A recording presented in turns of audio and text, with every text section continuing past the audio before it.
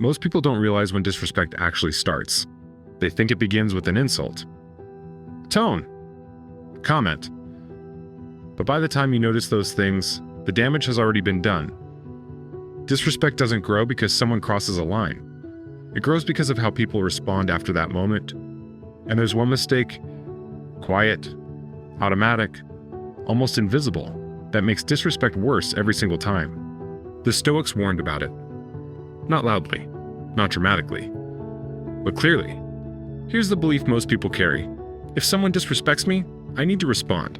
So they explain, they defend, they correct the tone, they justify themselves, sometimes calmly, sometimes emotionally, but always urgently, and they don't realize what that response communicates. Because disrespect isn't escalated by words, it's escalated by need. The moment you rush to be understood, you signal that the situation controls you.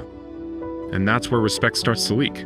The Stoic mistake is this: trying to fix disrespect instead of controlling judgment. People focus on the other person's behavior. Stoics focus on their own response. Because the fastest way to lose authority is to let someone else's actions dictate your state. Epictetus warned that people aren't disturbed by what happens, but by what they decide it means. When you explain yourself too quickly, you've already accepted their frame. And once you accept the frame, you're no longer leading the interaction. Here's the relief most people need to hear. Disrespect doesn't grow because you're weak. It grows because you're reactive. Reaction speeds things up. Speed removes judgment. And without judgment, you lose leverage. This is why disrespect often gets worse after you respond, not before.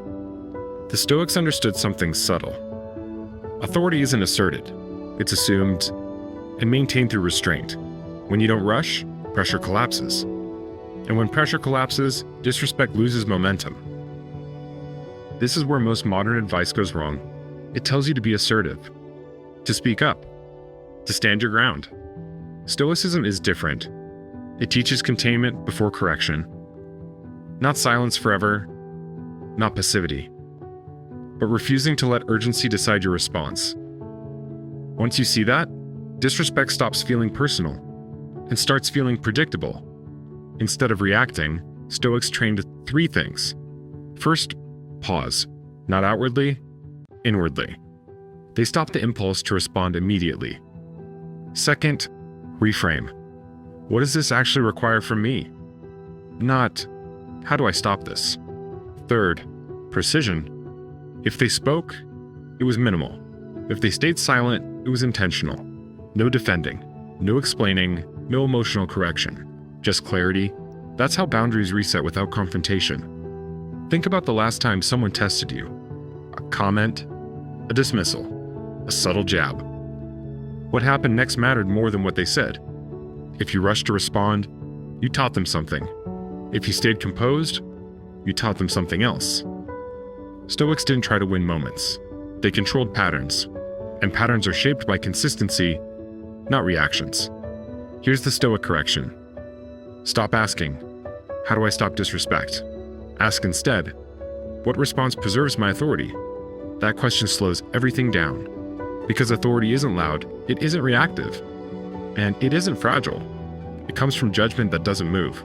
Just because someone else does, when you stop feeding the interaction, disrespect starves. Quietly. Predictably. If disrespect has followed you before, it wasn't because people were powerful. It was because your response gave it room to grow. You don't need sharper words. You don't need better arguments.